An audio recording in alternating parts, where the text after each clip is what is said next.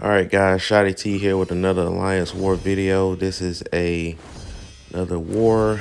The opponent here is short-handed, so this is the one that we actually end up winning due to attack bonus, actually. But first fight here, we have a Division Arcus on all or nothing fisticuffs.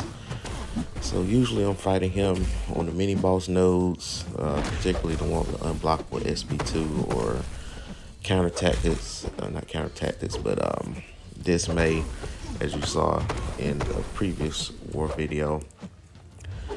But this one is pretty straightforward. You don't have to worry about his power gain until the fisticuffs wear off, and then after that, that's when the fun starts.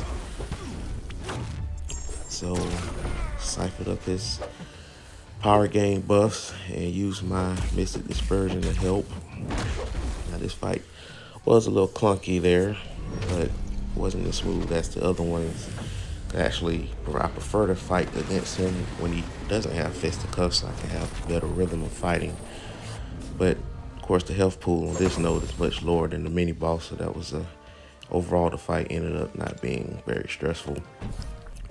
So next fight here, we have a Mephisto here. He's unawakened, so I'm not sure about this particular placement. I could have gone with any option on this. I really could have gone with Human Torch and used my pre-fight, but I really didn't want to waste that on this particular fight in case I needed him later on. So here we're going to go with Dr. Doom. Just keep it simple, not have to worry about the unstoppable.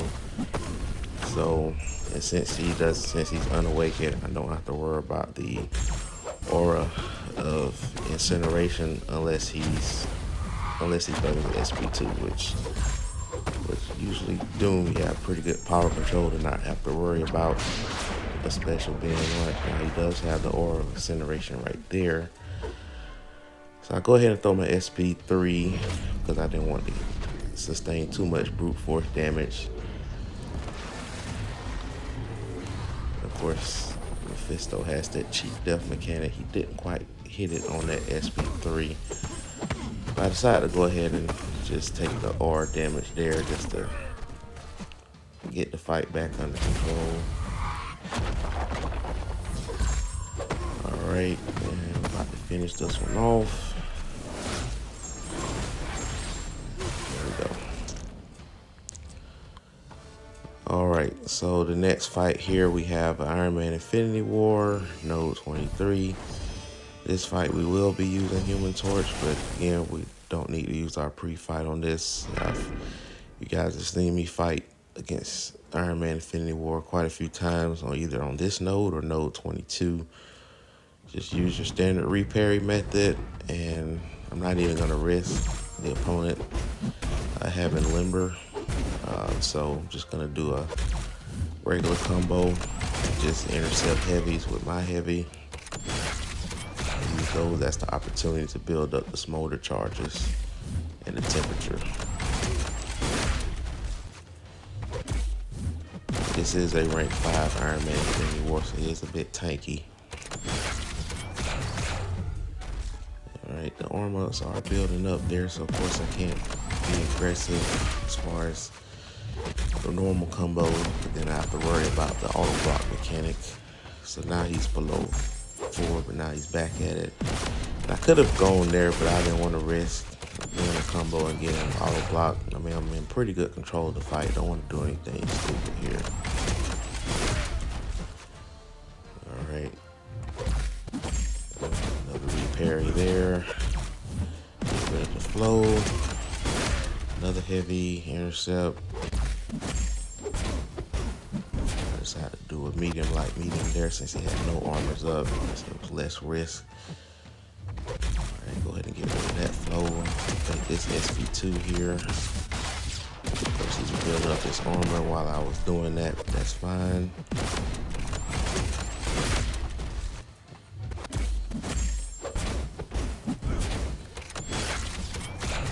Alright, almost got him down now. As you can see, I'm reserving my SP3 just in case I need it. And this is basically for emergencies only.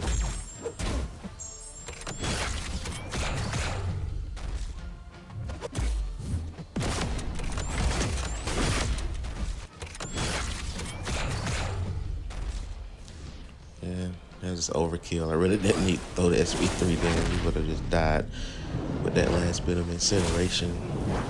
So all this does just makes this war video slightly longer. But anyway, he's down.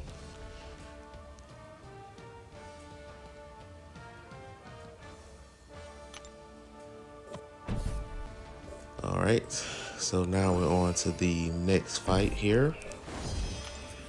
And the path has been paving for me to get both of these fights on the same video. Gonna go with Captain Marvel movie again. This is a golden matchup for Dr. Doom, despite being masochism.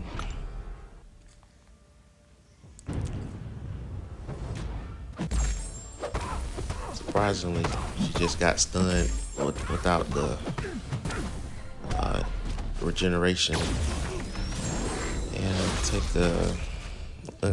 let's take an unnecessary SP1 there. But Doom has such great physical resistance that it hardly tipples him there. And this SP3 should do the trick.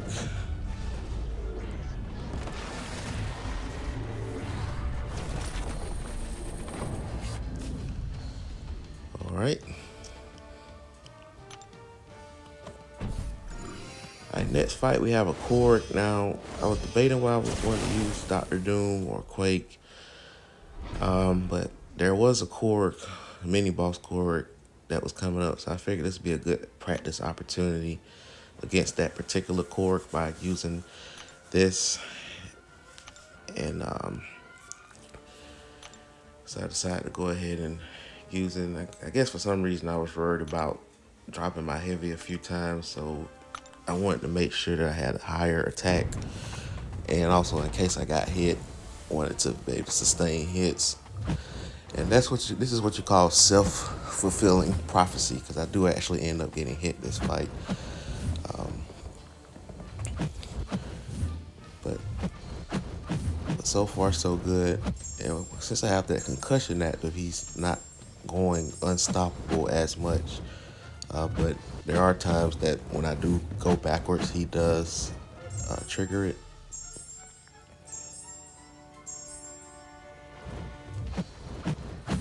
There it is.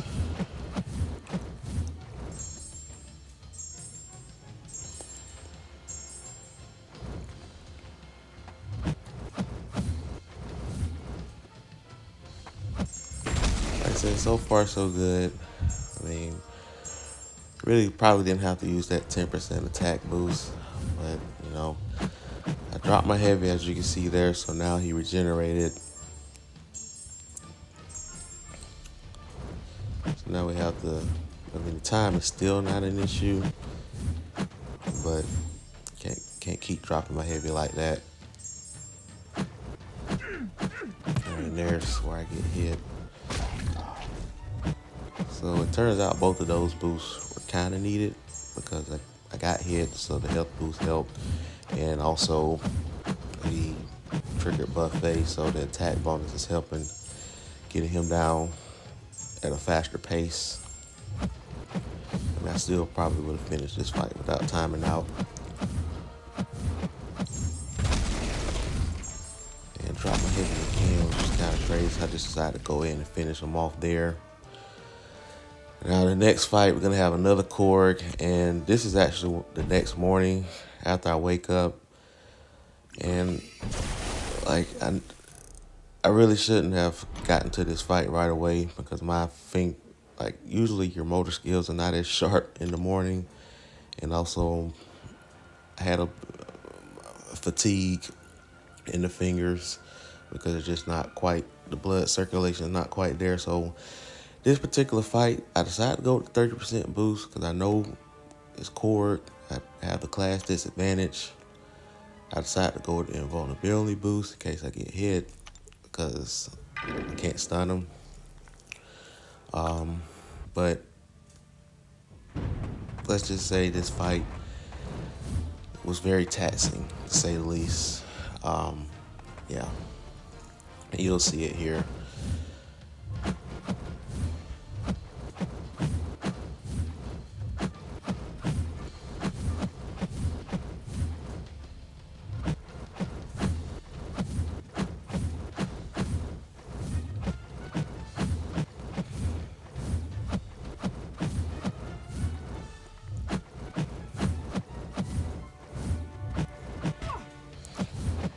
first hit there. It's part of the reason why I brought the indestructible. Because I worry about that unblockable. So in case because normally when I'm on stun immune nodes with Quake, every once in a while I'll take a hit into the block. But if he's unblockable, then I'm actually getting hit instead. So I want to have that safeguard with the indestructible. But all of my indestructible charges are gone now. So now I can't take any more hits. And also the time is becoming a factor. We don't have them quite halfway down, and the time is almost halfway done as well, so it's going to be a close one. And then I took another combo so that prevented opportunities to build up more aftershock charges. In order for me to one-shot this fight, I couldn't afford to get hit, but unfortunately I got hit too much. And the timing is definitely becoming a serious issue at this point.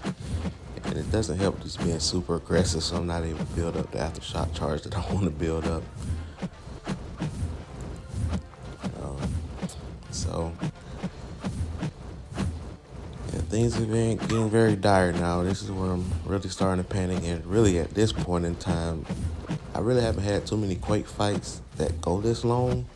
So, and I'm not the traditional Quaker where I use both of my thumbs to Quake and shake. I need to probably just start doing that and just get practice doing that, because my index finger is usually what I use to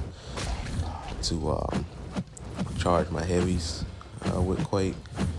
But my index finger was getting really tired at this point. It was shaking, and I was just trying to hold on mentally at this point. But my finger's really cramped up, and it's coming down to the wire. It's really coming down to the wire at this point. I'm thinking in my head, 2 more aftershock charges should do it, but do I have time to get 2 aftershock charges? We got 8 seconds, 5, 4, 3, and I guess I could have used that opportunity when he threw that heavy to just decide to just go in and just get a couple more hits in there, but I was more focused on my finger at that point. So unfortunately, we time out. Probably should have been a Dr. Doom fight, but the thing I worry about is the counter tactics, of course. So that's the reason why I wanted to use Quake. But I guess moving forward, I mean, there are better matchups for Korg on that node other than who I have in my attack. So may have to let somebody else take Korg down next time on that node. Because Namor can be effective, Magic can be effective, especially once you get into the SP2 cycle and use the Limbo to offset the thorn damage to regenerate back. So, of course, Havoc can be effective on this node. I mean, as long as you're able to dex this SP1 without any issue, you should be able to do pretty well.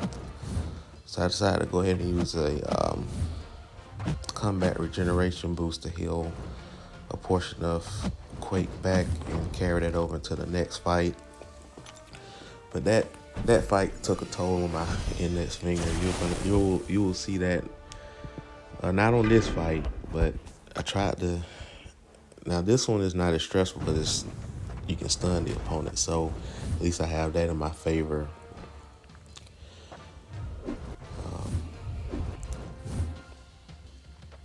And plus, with the opponent being able to get stunned, you're able to build up more aftershock charges while they're being stunned. So naturally, you don't have to Quake as long in this fight.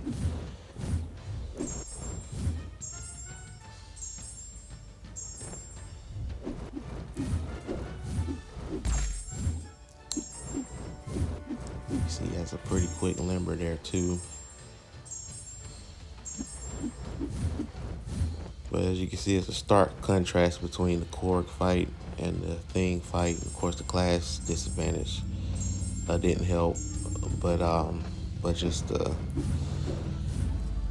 this is more of a Quake pace fight where, and I take a little hit there, where the damage, usually when the fight is halfway over time-wise, the fight itself, attack wise is about over. And this is what I'm used to. So, like I said, I'm not used to quaking and shaking for 3 minutes. So, kudos to whoever is able to quake Abyss of Legends. Again, if I use both thumbs, I can probably have more endurance because the thumb itself just has better strength than the index finger. So, that'll be an area of opportunity that I'll definitely look into to better my quake skills using both thumbs instead of using my index finger. But here we have a warlock fight, and I'm trying to buy some time here because at this point my finger is just it's gone. I mean, I'm just waiting, I'm stalling time, and I decided to just put only 2 boosts. I'm out of potions, I'm out of units, and I look up to see how much time I had in the combat regeneration boost meter and say, okay, here goes nothing. And again, keep in mind, this is an unstable quake and shake fight. And again, I want to remind you, just waking up. But I've been able to quake fights just waking up. But again, it's that cord fight that really just it really. I mean, that cord placement gave them 2 deaths because unfortunately in this fight I do end up dying because my finger, it just literally wore out at the end. I could no longer press the button, at least effectively. It's almost like driving drunk where your reaction time is not as great when you're braking or accelerating. Now, and obviously don't want to drive drunk. I've never done that myself, but you can imagine that's the thing that they tell you. If you drive drunk, your reaction time is not as strong. So waking up with a finger that's not just shaking constantly, just not able to press down when I want to press down. But overall, I'm doing okay. But it's just the longer this fight went, when it got towards the end, is when it just came crashing down. And this actually ends up being the very first Quake, or this particular war is the first time that Quake either dies or time out this season. So I've had a Quake timeout fight before, but that was the previous season where I had used her on a masochism node, and ever since then I knew not to use her on masochism. So unfortunately, yes, she dies. I go ahead and finish it off with Dr. Doom, and we end up winning the war. So again, they were short-handed. But anyway, guys, hope you enjoy, subscribe, and like and share. And you'll see the finish of this fight as well. You'll see it. But it's really not much to commentate. There's a little bit of challenge here, but for the most part, Doom is a decent counter for Warlock because of the power control. But the infection, sometimes, if the infection is active, you're not able to drain the power.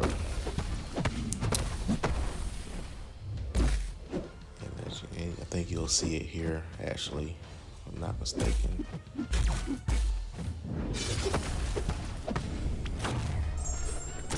So I got really panicky when that happened.